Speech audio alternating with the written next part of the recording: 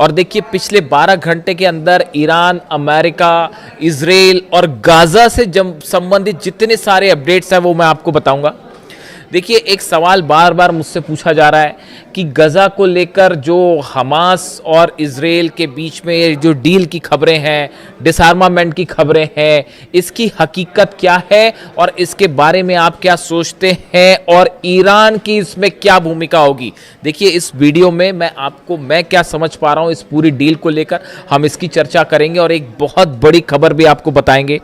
देखिए जिस तरह से डोनाल्ड ट्रंप ने ये दावे किए और सब तरफ आप देखें, पूरे मिडिल ईस्ट में, यूरोप में जो है इस खबर की चर्चा है कि अब जो है हमास शांति समझौते के लिए तैयार हो गया है और अपने हथियार छोड़ने के लिए तैयार हो गया और जल्दी डील हो जाएगी। इस तरह की बात डोनाल्ड ट्रंप ने भी दावा किया है कि उन्होंने इजराइल और हमास के बीच शांति समझौता करा दिया है और हमास अपने हथियार छोड़ने को तैयार हो गया और डील के तहत गाजा में एक नया प्रशासन बनेगा और इजरायली सेना पीछे हटेगी। इस तरह की सब खबरें आपने देख ली, पिछले 24 घंटे से चल रही हैं।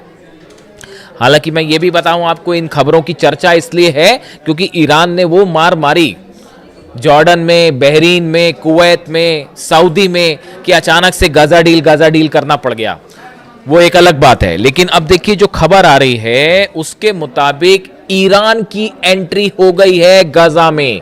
बिल्कुल ठीक सुन रहे हैं आप, ईरान के इस पूरे अप्रोच जो है गजा को लेकर और हमास को लेकर ईरान की तरफ से बड़ी वार्निंग्स दी गई है, हमास को चेतावनी दी गई है और बल्कि सोर्सेस तो ये भी बता रहे हैं कि ईरान ने हमास को कह दिया है कि ट्रंप के साथ कोई डील मत करिए, हमास की इजराइल के साथ डील समझौता नहीं होना चाहिए। ईरान इस समझौते के पक्ष में नहीं है। तमाम अखबारों ने इस तरह से जो है इनपुट देने शुरू कर दिए हैं। अब सवाल ये है, देखिए इसको लेकर जो तमाम खबरें हैं उसको लेकर क्या चर्चाएं हैं, हम एक बार उस पर नजर डालें। ट्रंप के मुताबिक उनके बोर्ड ऑफ पीस की मध्यस्थता में हमास और गाजा के सशस्त्र संगठनों के डिसआर्मामेंट पर समझौता हुआ है। योजना यह है कि जैसे जैसे हमास हथियार छोड़ेगा वैसे वैसे इजरायली सेना गाजा से पीछे हटेगी और वहां एक नया फिलिस्तीनी प्रशासन जिम्मेदारी संभालेगा। अब ये है कि जैसे जैसे गजा जो है वो गजा में हमास अपने हथियार छोड़ने शुरू करेगा वैसे वैसे इजराइल की सेना पीछे हटेगी। अब इन सब को लेकर ईरान की तरफ से ये कहा गया है, जो एक्सियोस के हवाले से भी ये खबर है वो बताऊं मैं आपको। Senior IRGC official urged member of a Hamas delegation to reject the proposed disarmament agreement during a recent visit to Iran. Iran ने हमास से कहा है कि ये जो डिसआर्मामेंट का समझौता है इसको रिजेक्ट कर लीजिए, इसको मत मानिए। ट्रंप धोखा करेगा, नेतन्याहू धोखा करेगा। और जो ईरान डील के साथ धोखेबाजी लगातार करता रहा है अमेरिका और इजराइल, ये कहना ईरान का है, बिल्कुल वैसा ही धोखा गाजा में हमास के साथ होने जा रहा है, ये कहना है ईरान का। ईरान की तरफ से वार्निंग दी गई है कि अगर आप हथियार छोड़ लेंगे उसके बाद क्या अप्रोच होगा नेतन्याहू का, कोई नहीं जानता। क्या ये ग्रेटर इजराइल बनाने की साजिश है? ये चेतावनियां दी गई हैं ईरान की तरफ से हमास को और सावधान रहने को कहा गया है। देखिए 5 मुद्दे ऐसे हैं, अगर हम सबकी छोटे में जिक्र करें कि ये जो 5 मुद्दे हैं जहां पर ये डील क्यों फेल हो सकती है और क्यों सक्सेसफुल नहीं हो पाएगी, इसकी बड़ी वजह है। देखिए सबसे बड़ी इसकी जो वजह है, इजराइल ने अब तक इस समझौते का सार्वजनिक रूप से समर्थन नहीं किया है। देखिए इस तरह की खबरें आपने सुन ली होंगी तमाम जगह कि हमास जो है वो एक ब्रॉडर रूप से अपने हथियार छोड़ने के लिए राजी है, डिसआर्मामेंट को राजी हो गया है। इस तरह की आपने तमाम खबरें सुनी होगी, अलग अलग आई हैं। लेकिन जो इसकी समझौते की जो शर्तें हैं इसको लेके इजराइल ने अभी जो है एक हामी नहीं भरी है। यानी ये हो सकता है कि नेतन्याहू ट्रंप के प्लान से सहमति जता दें, लेकिन बात जब गाजा से सेना वापस बुलाने की होगी तो इसके लिए अभी नेतन्याहू तैयार नहीं है, इसके लिए उन्होंने कहीं हामी नहीं भरी है। आप बताइए, कहीं इजराइल ने कहा है ये बात को कि हम गाजा से सेना वापस बुलाएंगे? ये पहला मुद्दा है जिस पर ये डील फेल हो जाएगी और इसीलिए ईरान कह रहा है कि ये एक बड़ी चाल है, इस चाल में मत फंसिएगा। बात नंबर 1। बात नंबर 2, हमास के बड़े हथियार जो हैं वो लिस्ट में शामिल ही नहीं है। शुरुआती चरण में सिर्फ नई प्रशासनिक व्यवस्था यानी पुलिस से जुड़े लोगों के हथियार सौंपे जाने की बात कही गई है। रॉकेट, एंटी टैंक मिसाइलें, भारी हथियार और हमास की सुरंगों में मौजूद हथियारों की बात अगले चरण में होगी और इन सभी को पूरी तरह से खत्म करने में 200 से 350 दिन का समय लग सकता है। यानी सबसे कठिन हिस्सा अभी शुरू भी नहीं हुआ है। यानी इसमें जो बात है हथियार रखने वाली, उसमें जो छोटे हथियार हैं उसको पहले दौर में रखने की बात है और अगले जो है 250 से 350 दिन तक, साल भर जो है वो हमास के हथियार, भारी हथियार जो हैं, रॉकेट्स हैं, मिसाइल लॉन्चर्स हैं, ये सब चीज़ें कैसे सरेंडर होगी, क्या सरेंडर होगी, ये दूसरे दौर में बात होगी। यानी डील का हिस्सा क्लियर नहीं है, वैसे ही जैसे ईरान के साथ, इसीलिए ईरान के साथ डील नहीं हो रही थी। तो वो दूसरा हिस्सा जो है, इसका दूसरा पार्ट जो है, कंडीशन जो दूसरी है वो अभी तक क्लियर नहीं है। ये दूसरा मुद्दा हो गया क्योंकि क्यों ईरान कह रहा है डील फेल हो जाएगी। तीसरा, क्या इजराइल मानेगा हमास की बात? ट्रंप की इस डील में गाजा से इजराइल की सेना पीछे हटेगी, लेकिन इसके लिए जरूरी है कि हमास अपने हथियार डाल दे। अगर इजराइल को लगा कि हमास ने कुछ हथियार छिपा रखे हैं, सुरंगें नहीं तबाह की गई हैं या उसकी सैन्य संरचना अभी भी एक्टिव है, आर्मी अगर एक्टिव है तो वो इस डील को रोक देगा। अब ये बताइए कि ये बात जो है पूरे इसकी जो तीसरी वीकनेस है इस समझौते की, कि कभी भी इजराइल ये कह सकता है कि साहब नहीं, अभी तो हमास ने जो है अपने हथियार नहीं सरेंडर किए पूरी तरह से और अभी भी कई हथियार छुपे हुए हैं। ये कह के इजराइल जब चाहे वो इस समझौते को तोड़ देगा अपनी सुविधा के मुताबिक। यानी आपके हथियार कम होने शुरू होंगे और उसके बाद मौका देख के वो हावी भी हो सकता है पूरे गजा पर कब्जा करने के लिए। यानी इजराइल जब चाहे वो ये कह के कि नहीं नहीं, हमास ने तो अपने पूरे हथियार नहीं सौंपे हैं और वो तो छुपे हुए हैं सुरंगों में, अब भी हम नहीं मान रहे डील को, फिर क्या करोगे आप? ये तीसरा मुद्दा है जो ईरान कह रहा है हमास को कि सावधान रहिए। चौथा मुद्दा, निगरानी कौन करेगा? हथियार कितने सौंपे गए, हथियार कहां कहां है, सुरंगें कहां कहां है, इसकी निगरानी कौन करेगा साहब? कौन सी कमेटी बैठेगी और कौन सा, इसके बारे में कोई साफ स्थिति ही नहीं है।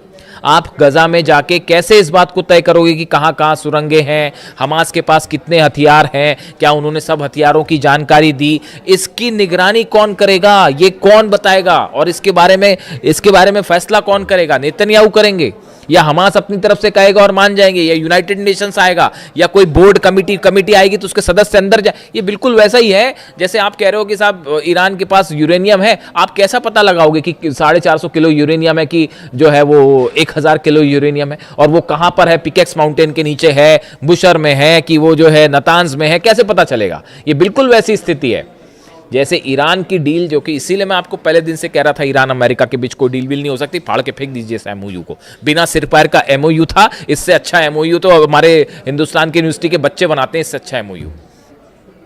समझ रहे हैं आप? तो ये जो है बिल्कुल वैसी तरह ये जो हमास वाली डील, ये एक हवाई मामला है जो कल से इसीलिए सामने लाया गया क्योंकि आप जो है जॉर्डन में पिट रहे थे, बहरीन में पिट रहे थे और कुवैत में पिट रहे थे और इजिप्ट पे बड़े हमला हो गए थे। तो डोनाल्ड ट्रंप, ईरान के दावे हैं कि बड़ा नुकसान पहुंचा दिया अमेरिकी सेना को, तो फोकस अचानक से ये हो गया था और हो गया था, उसको ध्यान हटाने के लिए मामला अचानक से जो है वो गजा और डील शुरू हो गया मामला।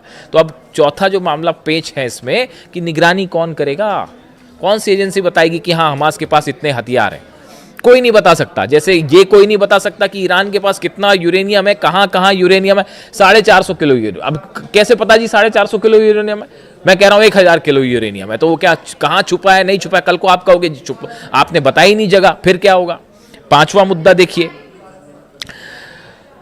नई सरकार बनाना आसान नहीं है। इसमें कहा गया है कि साहब नई सरकार बनेगी, ट्रंप के प्लान में एक नई तकनीकी फिलिस्तीनी प्रशासन की बात कही गई है, लेकिन युद्ध से तबाह इलाके में नई सरकार खड़ी करना, विस्थापित लोगों की वापसी कराना, सुरक्षा संभालना और अंतर्राष्ट्रीय बल के साथ तालमेल बनाना बेहद कठिन है।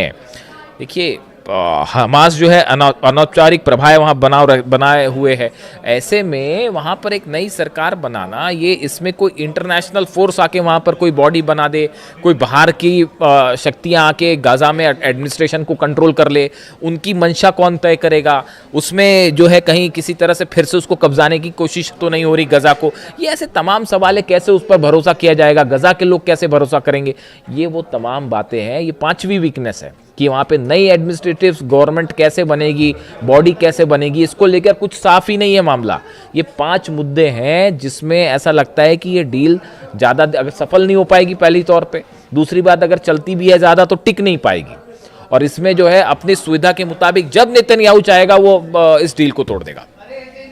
लेबनान पर लगातार हमले हो रहे हैं, कल इस डील की पूरी चर्चा होती रही सब जगह। आप देखिए पूरे अरब देशों के अखबार उठा के देखिए, सब जगह यही चर्चा, अमेरिका में, यूरोप में, कि हमास की डील, हमास की डील, हमास तैयार, हमास तैयार, ये चर्चा चल रही है। और दूसरी तरफ जो है वो 4 फिलिस्तीनी बच्चों पर हमले हो रहे हैं, 11 लोगों पर हमले हुए, 4 बच्चे शामिल है, फिलिस्तीन पे ही हमले हुए इजराइल के। फिर काय की डील? लेबनान में आप देखिए, जैसे ही नेतन्याहू ट्रंप से मिले हैं उसके बाद लेबनान में, दक्षिणी लेबनान में जबरदस्त हमले शुरू कर दिए इजराइल ने।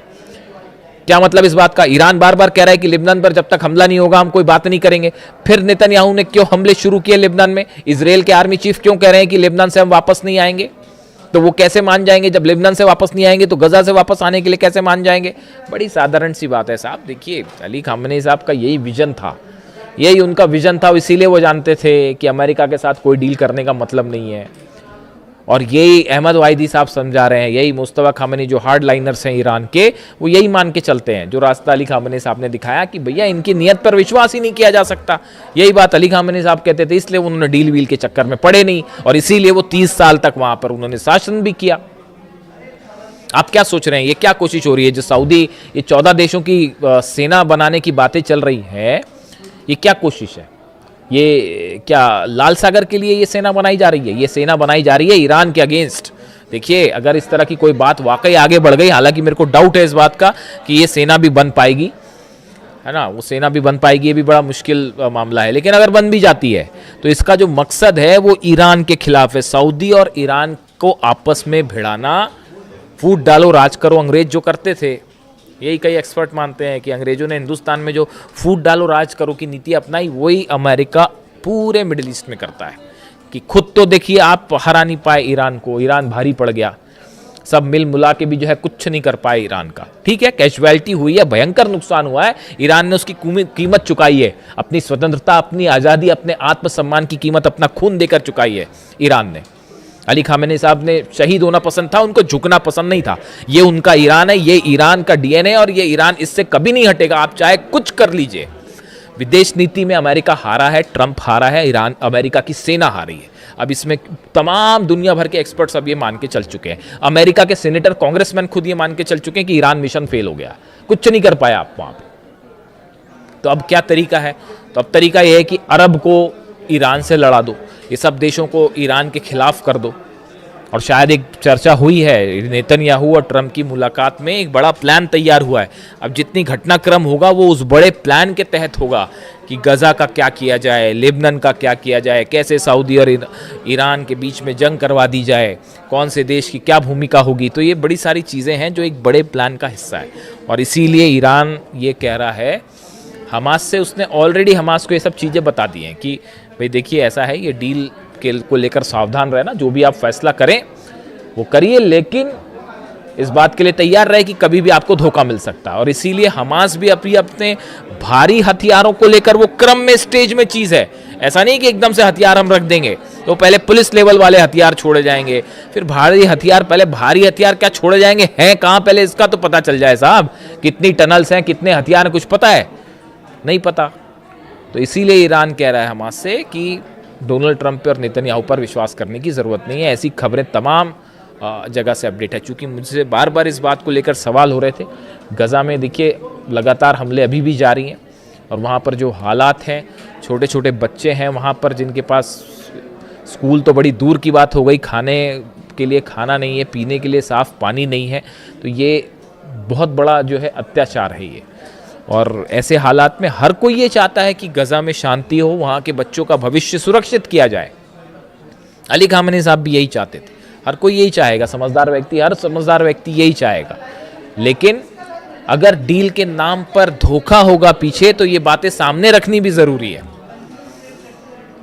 मुझसे चूंकि सवाल हुए थे तो इसलिए अपनी बात यहाँ रखना ज़रूरी था। वीडियो कैसा लगा कमेंट करके ज़रूर बताइए। Thank you so much.